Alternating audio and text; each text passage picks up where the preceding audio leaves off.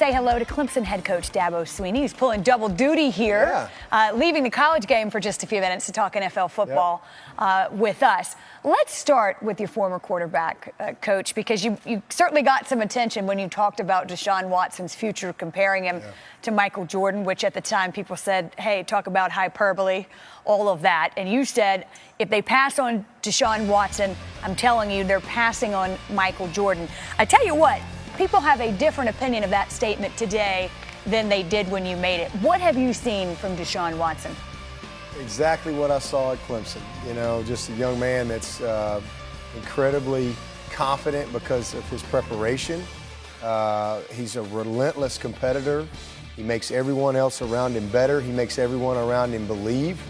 And he just has this poise that you can't coach and a demeanor that is special. So incredible skill set. You know, obviously he can make all the throws, but I think last year his ability to show how he could extend plays was, you know, a part of the game we've seen.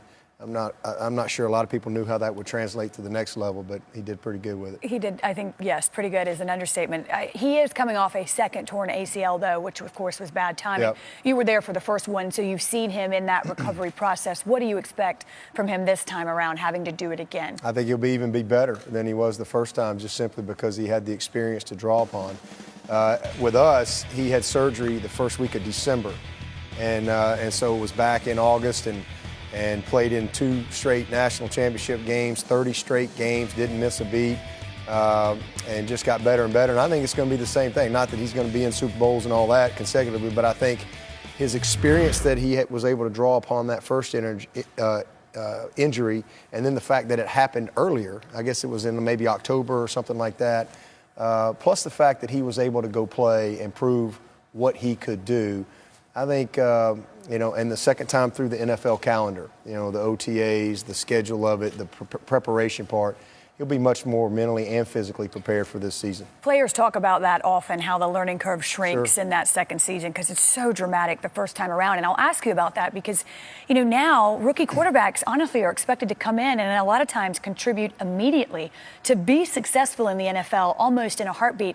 You know, what are the challenges there, Coach? And is it more difficult now for these quarterbacks because of those early expectations? Well, I think it's always difficult for a quarterback, but certainly one that's going to play early, especially if they're not quite prepared. You know, and I think that's the worst thing you can do is put a guy out there that's not ready. But in the NFL, you know, you're going to see, you know, an incredible amount of different looks and exotics and things like that. You're dealing with the best of the best from a personnel standpoint. Obviously, it's all ball all day, great coaches, great schemes. So a lot's going to be thrown at you, especially as a rookie. They're going to test you. And but you know what people didn't know about Deshaun coming in, and that was kind of my comments early on him, and I didn't really know how to articulate the things that people don't see on tape, and that is how smart he is, his football IQ, how quick he absorbs things. So I knew that it was just a matter of time because you don't know till you start coaching a guy.